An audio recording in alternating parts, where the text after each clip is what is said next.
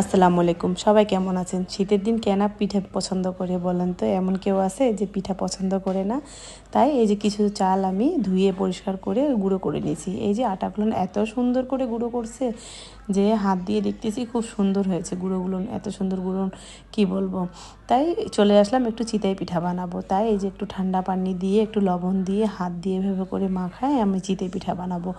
এর আগে আমি লাইভে দেখাইছিলাম চিতই পিঠা কীভাবে বানাইছি, কিন্তু ডোটা দেখায়নি। এই যে আজকে আমি ডোটা দেখাচ্ছি। এই যে সুন্দর এইভাবে করে অল্প অল্প পানি নিয়ে সুন্দর করে মাখাই দিতে হবে।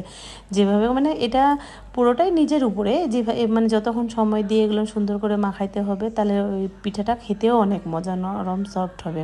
আমি তো এইভাবে করি। আপনারা কিভাবে করেন অবশ্যই আমাকে কমেন্ট বক্সে জানাবেন।